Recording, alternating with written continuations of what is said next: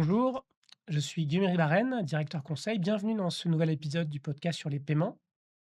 Et je suis Malak Malal, manager chez Galit. Et aujourd'hui, on va parler d'un sujet qui agite tous les acteurs retail de la place et même de la finance, qui est le commerce agentique. Donc, on passe de chatbots qui répondent à des questions à des agents qui sont capables de passer à l'acte d'achat. En effet, c'est vraiment très structurant parce que toutes les étapes qu'un client avait l'habitude de faire pour un achat e-commerce, ces étapes-là vont être prises en charge par un agent IA avec une relative autonomie pour le compte du client via des protocoles. Et c'est bien ces protocoles qu'on va regarder ensemble aujourd'hui. Et c'est un enjeu très important parce qu'on voit qu'il y a plusieurs protocoles qui émergent.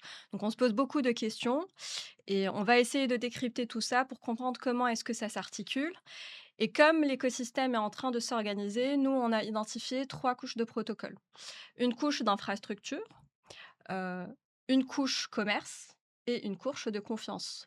C'est ça. Est-ce que tu peux nous parler, Guillaume, de la première couche, d'infrastructure? Absolument. Donc la couche d'infrastructure, c'est vraiment les tuyaux, du bas, hein, dans un modèle, en couche, qui va quelque part permettre à l'agent de gérer, le système du côté du commerçant. Donc par exemple, il y a un premier protocole qui s'appelle le modèle contexte protocole, MCP. MCP, on peut le comparer un peu à une sorte de prise USB, c'est-à-dire que l'agent va être capable, très simplement via ce protocole, de prendre connaissance de l'environnement du côté du marchand. Il y a également un autre protocole très important qui s'appelle A2A, Agent to Agent Protocol, qui permet en fait à un agent d'aller déléguer des tâches à d'autres agents, à d'autres sous-tâches finalement qui vont s'exécuter automatiquement. Par exemple, je vais demander à un agent d'aller, me commander par exemple, des vacances.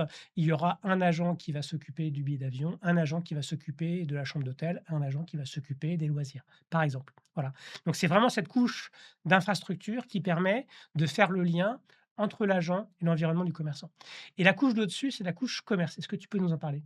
Alors, au niveau de cette couche commerce, on va retrouver 2 grands protocoles. Le premier, c'est le protocole UCP, qui est le Universal Commerce Protocol, qui a été développé par Google et qui est soutenu par plusieurs acteurs comme, Shopify, Carrefour, Zalando et même Klarna, qui sont des acteurs aussi européens. C'est un protocole qui vise à standardiser le parcours de la découverte du produit jusqu'à la gestion de la commande en passant par le paiement. Ce qui va éviter aux marchands de créer plusieurs intégrations et d'avoir une seule intégration avec, cet agent IA. Et d'ailleurs, c'est un protocole qui est compatible avec la plupart des protocoles qu'on va retrouver dans le marché, dont ceux dont tu as parlé tout à l'heure qui sont, le MCP et le Agent to Agent Protocol.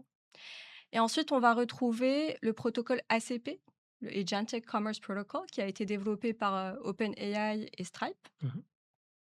qui lui existe pour, standardiser les interactions, conversationnelles dans le chat GPT. Donc il permet à cet agent d'aller découvrir le catalogue du marchand et d'initier un checkout, directement au sein, de ChatGPT, donc de l'outil. Donc ici, la différence principale, c'est que le protocole UCP vise à être universel et agnostique, alors que le protocole ACP, va vraiment coexister au sein de l'écosystème, OpenAI. Absolument. Donc là, on a vu la couche infrastructure, la couche commerce et au-dessus, il y a une couche supplémentaire, hein, qui est la couche confiance. Dans cette couche-là, il y a déjà un premier élément dont on n'a finalement pas beaucoup parlé, qui est le paiement en lui-même. Et là, il y a un Mmh. protocole très important qui s'appelle AP2, Agentic Payment Protocol, qui a été développé par Google. Et ce protocole est vraiment crucial parce qu'il a pris en compte cette problématique que le client peut être présent derrière son agent en train de valider un panier, mais le client peut aussi être absent. C'est-à-dire, par exemple, je programme ChatGPT pour faire, l'achat d'une place de concert qui va être mise en vente bientôt. Et donc ce protocole AP2 va être capable de gérer la notion d'intention, hein. Je vais effectivement demander à mon agent d'effectuer un achat pour mon compte, hein, et va également recueillir le consentement pour le paiement lui-même. Donc, ce protocole AP2 va être capable effectivement de recueillir et de stocker sous la forme d'un verifiable credential, hein, d'une donnée à valeur probante, cette notion d'intention. J'ai effectivement demandé à mon agent de faire cet achat. Et les 2 autres protocoles dont je vais parler, c'est les protocoles de Visa et Mastercard qui sont évidemment extrêmement impliqués dans ces mécanismes agentiques. Donc Visa a lancé un protocole qui s'appelle Visa Trusted Agent Protocol, qui permet en fait de taguer le robot, l'agent, comme étant un robot digne de confiance que les commerçants vont pouvoir laisser rentrer pour faire une opération sur leur site de e-commerce.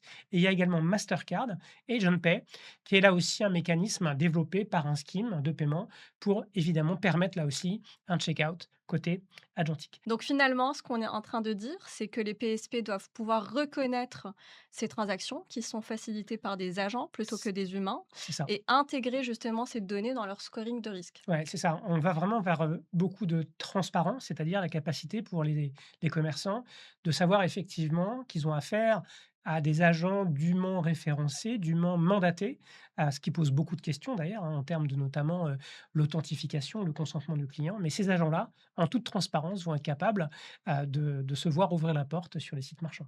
Bon, on n'a pas eu le temps, de d'aborder, on va dire, les impacts sur le quotidien des marchands ou encore sur les infrastructures des banques, mais ça fera l'objet, de nos prochains épisodes. Donc, Oui. rassurez-vous, connectez-vous, sur les prochains. Ce qu'on peut dire, c'est qu'aujourd'hui, on a quand même, c'est vrai, une fragmentation. On a vu beaucoup de protocoles différents. Il y a une vraie bataille entre ces différents acteurs. On espère que poindra l'interopérabilité, parce que pour l'instant, on a plutôt une relative divergence, hein, entre ces différentes initiatives. Mais j'ose croire que le marché aura raison et c'est le client qui aura raison. Et donc, il y aura, je pense, pour moi, une convergence vers l'interopérabilité.